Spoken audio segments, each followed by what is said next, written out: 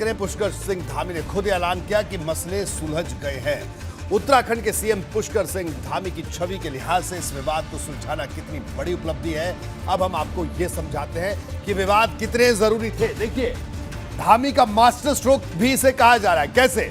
इरादे ठोस हों तो विवाद सुलझते देर नहीं लगती, ये बात उन्होंने कही। 21 साल पुराने विवाद को सुलझाना बड़ी कामयाबी है। 20,000 करोड़ की संपत्ति का विवाद सुलझाने का टाइम फ्रेम तय कर दिया। तय सीमा के अंदर दोनों राज्यों के अधिकारी काम पूरा करेंगे।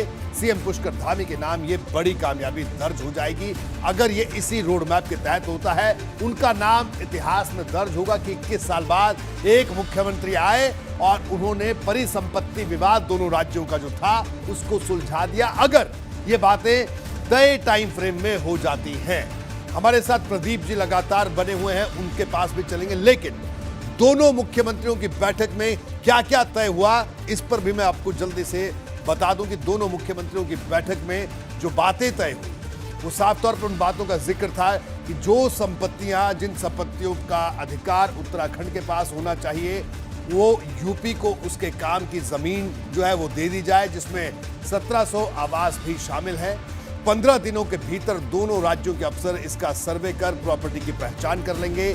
बनबसा और किच्छा बैराज का द्वारा निर्माण यूपी सरकार करवाएगी। उत्तराखंड परिवहन निगम को यूपी सरकार 205 करोड़ रुपए का भुगतान करेगी। आवास विभाग का बकाया दोनों राज्य मिलकर चुकाएंगे। हरिद्वार का अलकनंदा होटल उत्तराखंड को दे दिया जाएगा।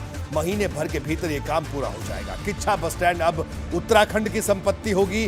वन विभाग को यूपी सरकार 90 करोड़ रुपए का भुगतान करेगी। गंग नहर में स्पोर्ट्स एक्टिविटी को भी इजाजत देने का फैसला हुआ है। तो ये तमाम फैसले और अहम फैसले हुए हैं। प्रदीप जी का रुख करेंगे। प्रदीप जी, क्या कहना है? ये जो विवाद थे 21 साल से चले आ रहे थे, नहीं सुलझ रहे थे, और इस बार एक संयोग ऐसा बना, केंद्र में सरकार बीजेपी की, यूपी में सरकार बीजेपी की और उत्तराखंड में, यानी ये ट्रिपल इंजन की सरकार की वजह से तय हुआ। और अगर ये हो जाता है तय टाइम फ्रेम में, तो पुष्कर सिंह धामी के लिए एक बड़ी उपलब्धि होगी। इतिहास में वो नाम दर्ज करवाएंगे अपना, ऐसा कहा जा रहा है। क्या कहना है आपका? नहीं, बिल्कुल ठीक कह रहे हैं रोहित जी। देखिए, आज जो ट्रिपल इंजन की सरकार की बात कर रहे हैं, वो 2017 से ही, पुष्कर सिंह धामी से पहले भी तो मुख्यमंत्री हुए बीजेपी के ही जी, लेकिन वो ऐसा नहीं कर पाए जी। बहुत कम समय में पुष्कर सिंह धामी ने ये दिखाया है कि वो राजनीतिक और प्रशासनिक रूप से बहुत परिपक्व है और उनमें एक राजनीतिक इच्छा शक्ति है समस्याओं को सुलझाने की। अगर वो गए उत्तर प्रदेश के मुख्यमंत्री योगी आदित्यनाथ के पास, दोनों ने मिल बैठकर फैसला किया। आप देखिए, 21 साल में जो मसला नहीं सुलझा, वो उनको सुलझाने में 21 दिन भी नहीं लगा।